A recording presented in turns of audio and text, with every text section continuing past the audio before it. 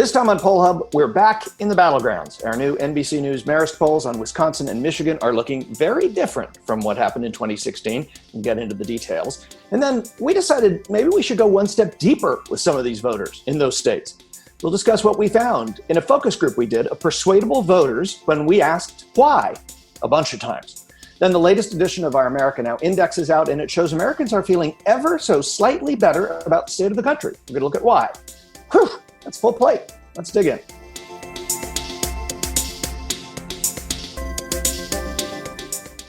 And hi, everybody. Welcome to Poll Hub. I'm Jay DeDapper, Director of Innovation here at the Marist Poll. And I'm Barbara Carvalho, Director of the Marist Poll. And I'm Lee Miringoff, Director of the Marist College Institute for Public Opinion. And we've had a very slow, boring last 10 days, barely came to work at all to do anything. But in between our spare time, we've done a national poll, the index, and two state polls. So let's talk about those state polls. We were in Michigan and Wisconsin, two battleground states, you'll recall from 2016, were critical, if not the reason Donald Trump became president. He won by literally tens of thousands of votes. The margin was that small in both states. We have, in our latest polls, with NBC News, among likely voters, we have him up by 8 points in Michigan and 10 points in Wisconsin. What's going on? I will say one thing in this that jumps out at the numbers to me, and unless I'm reading something wrong, Michigan 44, Wisconsin 44, and we also did Pennsylvania, which is sort of part of this trio here of industrial Midwestern states, 44, and that's Donald Trump's score. And you don't get elected in what's largely a two-person race with 44%. And that is why, you can be behind by 8 or 9 points, but if it's 40, to whatever, 32, well, then there's a lot undecided. Here, the persuadables are barely what you can't count on one hand. We're talking 6 and 5. That's all that's floating around here. So we have a decided advantage for Joe Biden in these states. And look, this is where Hillary Clinton thought the impregnable blue wall was for Democrats. And obviously that was something that Donald Trump cracked and got himself to the White House. This time, Joe Biden seems to be doing right where he should be to be successful ultimately in these three states. One more point, and then I'll go away for a few moments. If Joe Biden, you don't need to go away, Lee. You can stick around, Lee. We like you. Thank you. I'll hang here. Look, if Joe Biden carries the 20 states Hillary Clinton carried in 2016, and these three states, Pennsylvania, Wisconsin, and Michigan, that's game over. That gets him over 270. So this is like a big deal, as Joe Biden would say. But also recognize that 4 years ago, Hillary Clinton was also doing very well in Pennsylvania, not so well, but had a significant lead in Michigan and Wisconsin about this time. So it's not unusual for things to happen within the last 30 odd days of a campaign that can swing voters. But Jay, you make a really good point too, that certainly these states were won by perhaps the narrowest of margins by Trump last time. But this time around, part of who he attracted last time, certainly Hillary Clinton had negatives. She was viewed much more unfavorably than Biden is at this point. In fact, among likely voters, he divides, about half of the likely voters have a favorable impression of him, and about half have an unfavorable impression of him. So it's a much different context than we saw 4 years ago. And if I think also he's doing much better among independents, and he's carrying them by 19 points in Michigan and 22, if I can mention Pennsylvania again, 24 in Wisconsin. Independents are also, he's doing well in. Look, and it's different. Lee, it's not, I mean, the important thing on independents is it's not just that he's doing well with independents. Like, take Michigan. Yeah. Donald Trump won 57% to 38%. It was a 19-point spread on independents in Michigan in 2016. It is a 19-point spread in 2020, September 2020 in our poll, with Biden at 56 and Trump at 37. that's a 38-point swing. That among independents, who are the plurality of voters in all three of these states, that is an enormous understanding. That's an enormous And it's good mostly, explanation it mostly has to do with a group that that Trump really picked away at the Democrats last time, and that was voters with a college education, white voters with a college education, suburban voters. I'd like to say specifically women, and in a couple of the states it is mostly women, but we also see very strong numbers for Biden among white college educated men as well. The reason why there's a lot of focus on women, and particularly suburban women, is that some of that difference goes away. I mean, Trump had made great inroads into women who did not have a BA. He also made inroads among women in suburban regions who lived around cities. But this time around, those are not his strengths. Okay, and let me just say that you want to share a couple of those numbers. Yeah, if there's one Achilles heel, I guess you could have two Achilles heels, but certainly one is that when we asked about issues, Joe Biden does really well on the coronavirus, really well in race relations. They're so-so, two of them on crime, but when it comes to handling the economy, Donald Trump is seen in two of these three states as being better suited to handle the economy.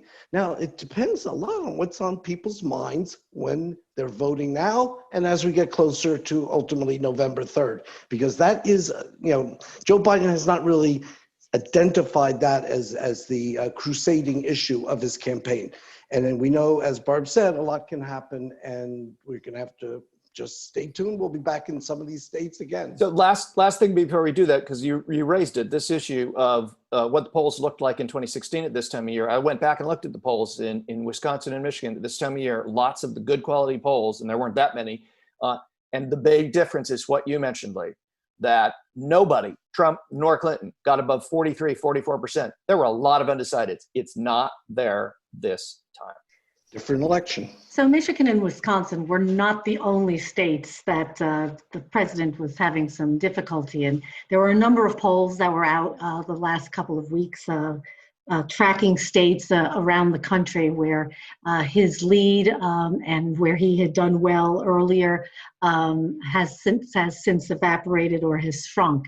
And so it may give some context to what people saw in the first presidential debate, which was quite a different type of debate than we have seen in the past.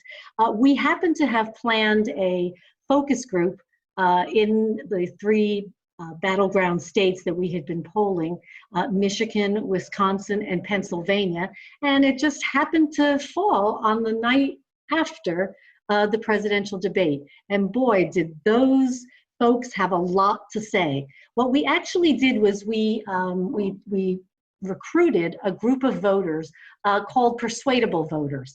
And our director of client services and research analyst, Mike Conte, was the moderator for that group. So we would like to welcome him to share some of his observations, not only on the folks that we spoke with, but how we went about putting this all together.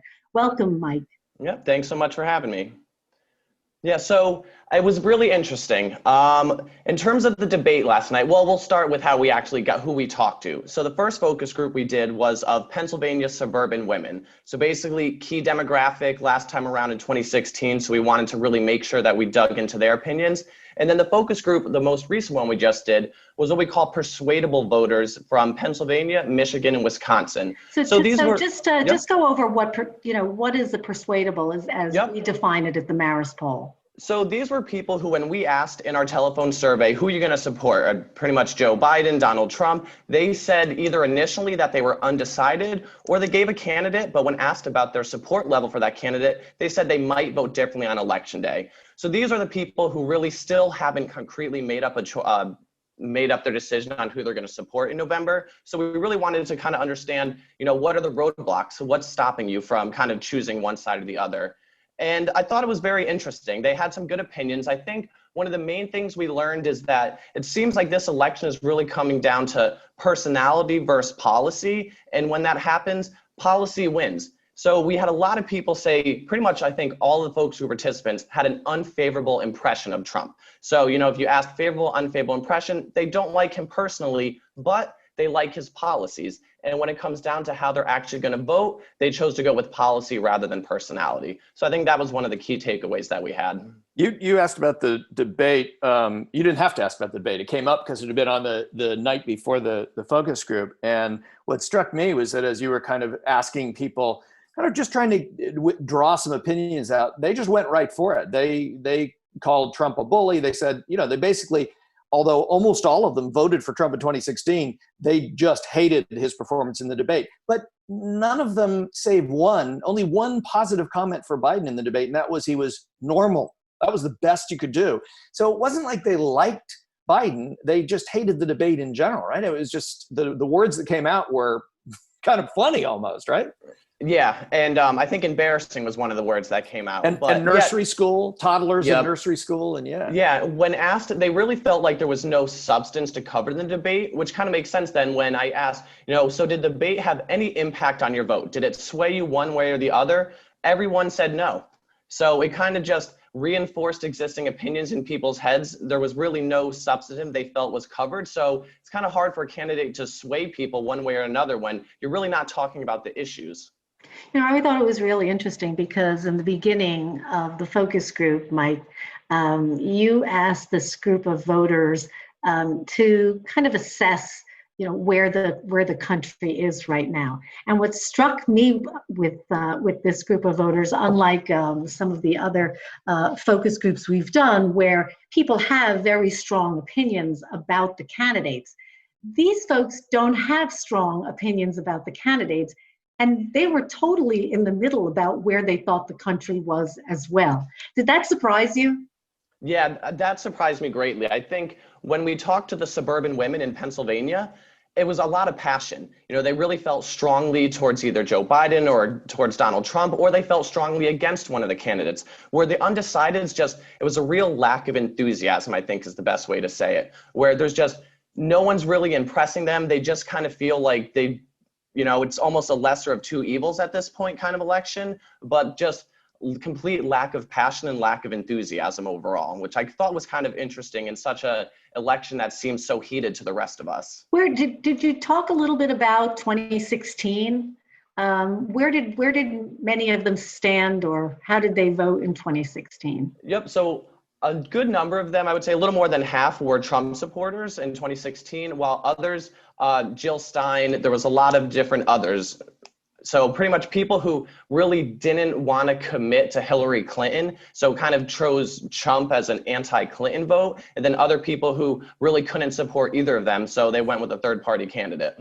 I think it's worth noting again, and we did in the last segment, that the number of undecideds and persuadables is really small. So we're talking to, if we had talked to this group in 2016, we could have filled an auditorium. It was harder to find them this year. And so this is a much more select group. I was struck by, one, the kind of the lack of passion.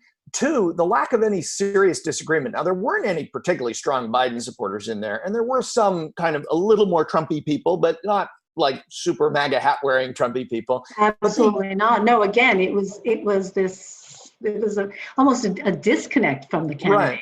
But they did agree on a couple of things. They agreed on COVID, and I'll circle back to that in a second. But the thing that really stood out was the discussion that started on race and moved through protests and riots. And the race thing started, there was not a person of color on the panel. The race thing started with a discussion about white privilege that was kind of, to me, shockingly well-educated. I mean, like, not well-educated, well-informed. It was a really kind of good discussion about white privilege and what it means to have that. And again, these are voters at the end of the day, the majority of them, if not almost all of them, are going to vote for Trump. So that surprised me.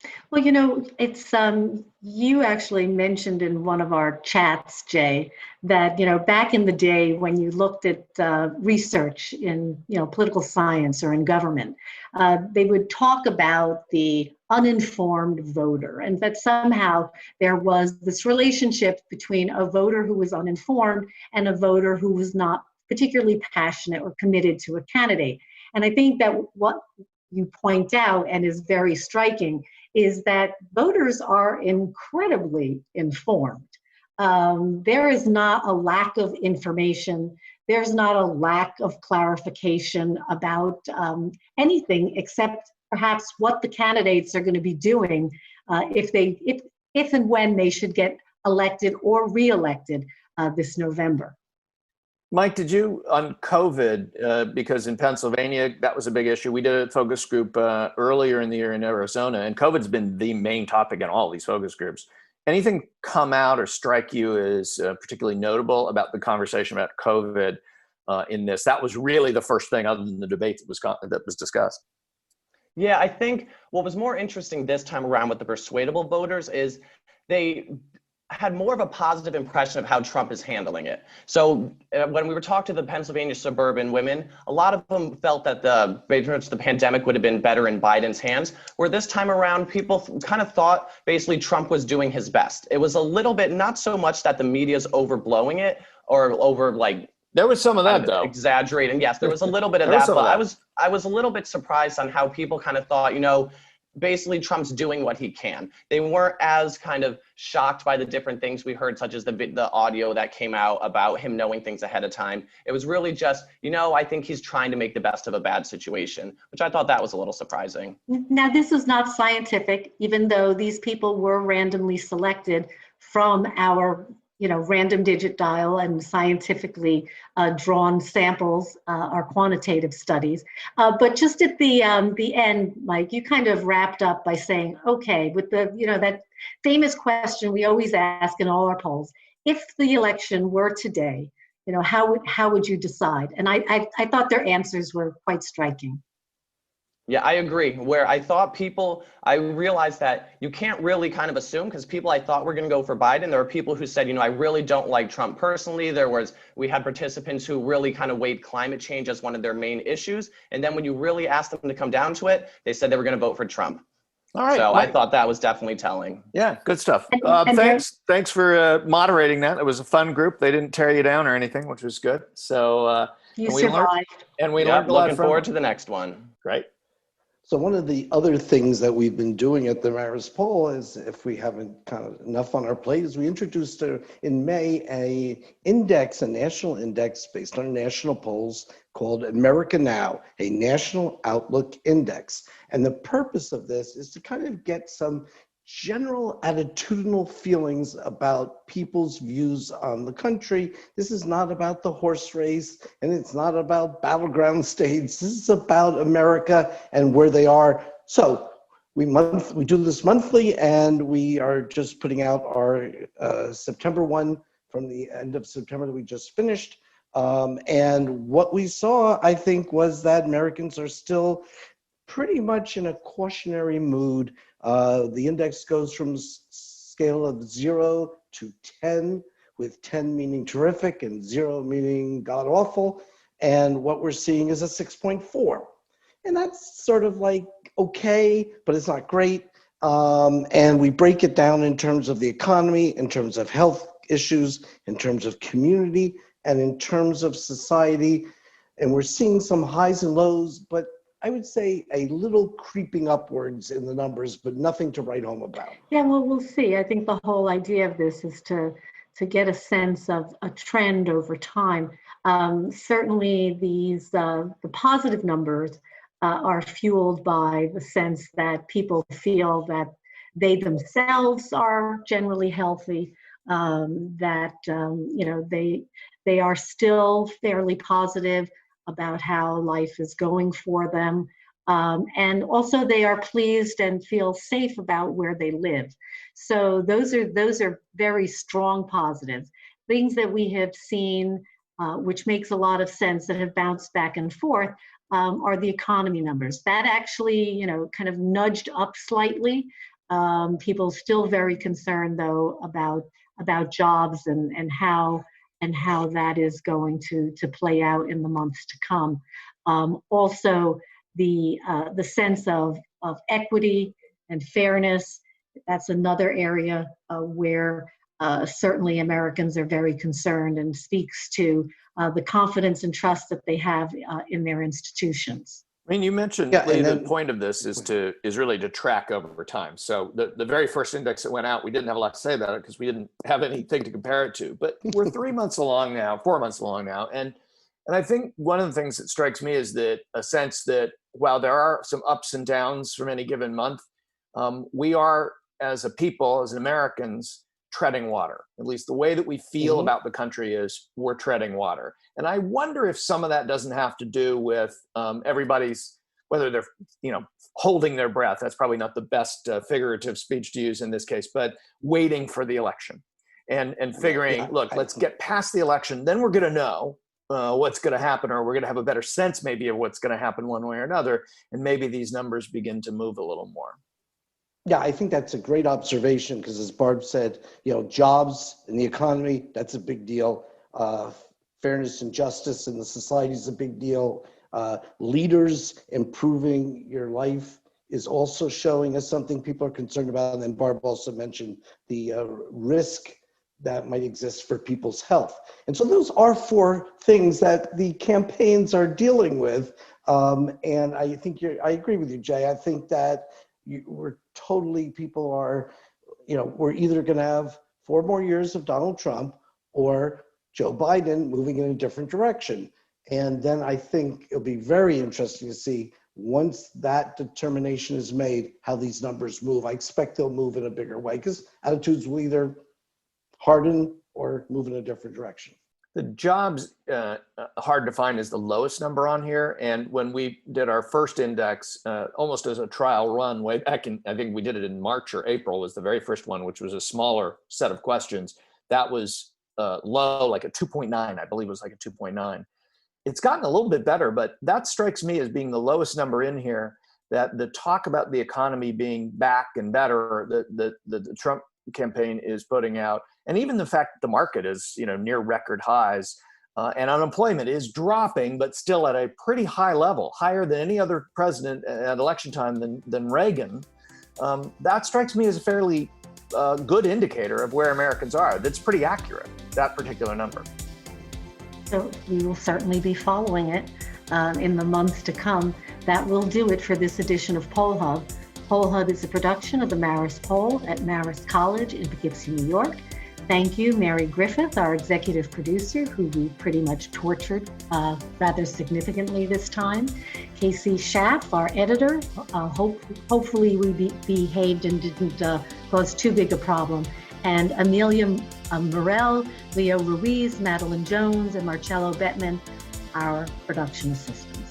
And I want to also extend our thanks to the Roper Center Archives at Cornell University, getting a lot of play lately because of all the things that they do. They certainly provide us the ability to look back in time at survey results over the decades. If you've got questions, we're on social media. Check us out on Facebook, Twitter, and Instagram. In fact, we're doing some new stuff on Instagram. Highly recommend you follow us on Instagram.